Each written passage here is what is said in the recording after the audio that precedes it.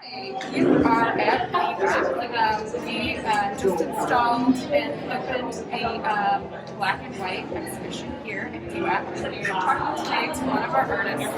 This is Natale, and these are her works that were chosen for this giant exhibition. So, Natale, do you want to talk a little bit about your process, like where you started? Because I know a lot of your work comes from something very linear. I know that is like a really interesting story. So I would love for you to tell everybody about that. Sure. So these two pieces are part of a series that I've been working on for about 2 years called Drawings in 3 Dimensions that I started when I was living in Japan. And they're an outgrowth of black and white sketch journal that I've been keeping for many years, as a matter of fact. It was while I was in Japan that I started to take these 2-dimensional black and white drawings and bring them up to the 3rd dimension using this material that I had seen my daughter play with, type of thermoplastic. And the way that I manipulate it is that I paint or draw on the plastic, and then when I shrink the pieces, they become thicker and smaller. I then finish them with a gold enamel on the edge, and then they're adhered to this wood panel substrate with a combination of adhesives and a notchable roof system. That's handmade. Yeah, and I think you can probably see from the colors or the lack thereof how much the Japanese minimalist aesthetic was really, I would say, informative of this series. I find like a lot of your work is very landscape also. You spend a lot of time really building out a very distinct photography. You think a lot about photography. It's interesting that you call it topography. I don't know that I've thought of it in terms in that word topography, but I do definitely think of it as an object that gets really flat. Because when the series was born, I was working exclusively on very small panels that were objects that you could set on your bookshelves or display on the wall.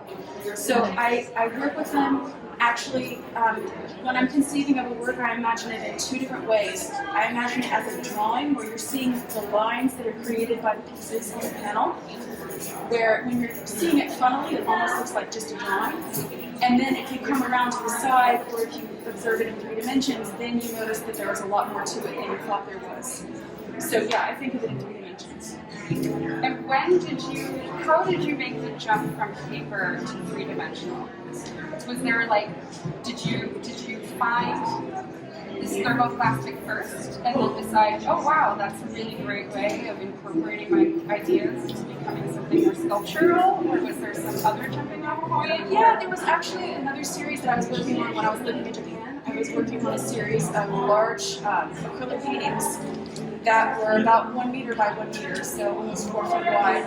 And as I was working on that series, I realized that people were looking at my work but not necessarily buying it or acquiring it in any way, because in Japan you can't put holes in your walls in a rental property, so people can't hang paintings.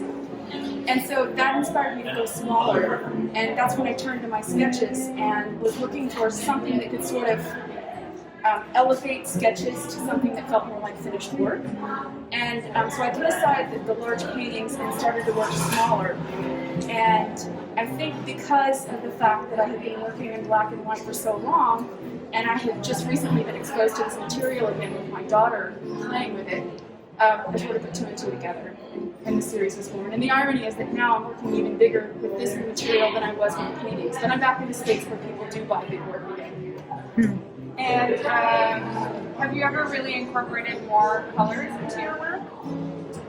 Yeah, so the series that I was doing in Japan before this was quite colorful, and then I spent the last 1.5 years, 2 years on this almost entirely black and white series. But now, through the pandemic, I feel like a lot of things have changed, and one of them is that my series has gone from strictly black and white to the most dynamic and neon colors that are possible. So I'm actually working on a lot of work for a solo show that's going to be opening in a few weeks, and it's almost all very, very bright, intense colors.